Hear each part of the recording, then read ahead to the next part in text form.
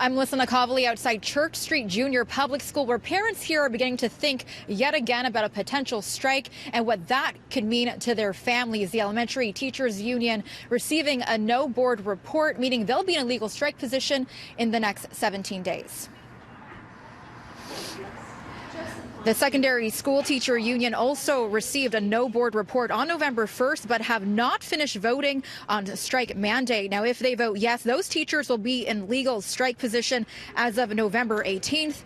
Now, in terms of how real the potential for a strike actually is for both elementary and secondary school teachers, well, this is all coming in the heels of passing of Bill 124, which would cap public worker salary increases at 1% for the following 3 years. That causing plenty of criticism from major unions across the province, many of which are calling the bill unconstitutional, saying the government is interfering with fair bargaining practices. Now, we spoke with parents earlier today to get their thoughts on a potential strike. Here's what they had to say. It's not a joke to us because I understand the politics of it all. I understand all the issues that go into it. But at the end of the day, it is us, the parents, that are stuck dealing with this. I'm not looking forward to that. I really hope it doesn't happen. I mean, the teachers deserve to get what they want. I mean, they're an important part of the society. The only thing I'm concerned is that our kids, they really suffer from whatever is happening.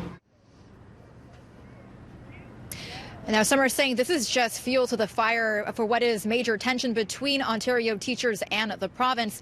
Now, coming up at 5:30, we hear from Education Minister Stephen Lecce. Alyssa.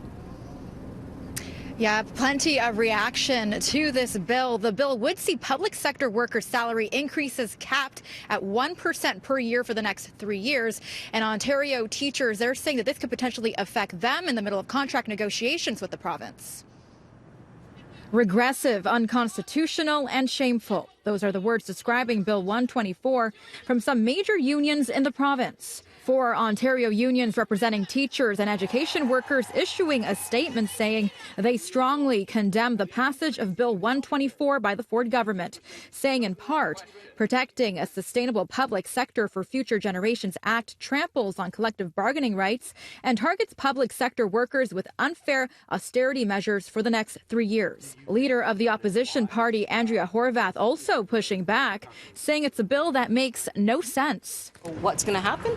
They're going to go ahead with this legislation. We're going to vote against it, and it will be challenged in the courts. And so then we'll have more public money being wasted with a court challenge on the constitutionality of this piece of legislation, and it is not constitutional. The passing of the bill comes in the midst of ongoing tensions between Ontario teachers and the province. Today, Elementary Teachers Federation of Ontario received a no board report, placing them in a legal position to strike if a deal can't be reached in 17 days. It's an unnecessary and disrespectful dose of cold water on the negotiations. It's basically the timing is seems to be intentional. The fact is, this is going to have a kind of a dampening effect on collective bargaining.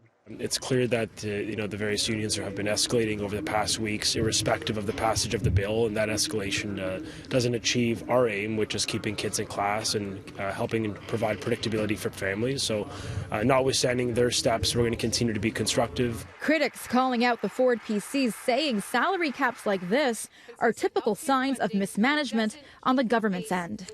It covers up some of the mistakes that have already been made, and with this government, it seems to be this way and that way, a shell game regarding numbers. We're going to continue to negotiate in good faith with all of our partners because we want to keep kids in class. Now, secondary school teachers are in the process of voting on strike action. That will happen next week. If they do not come up with a contract, they could potentially strike by November 18th, and elementary school teachers are in a position to strike a week after that.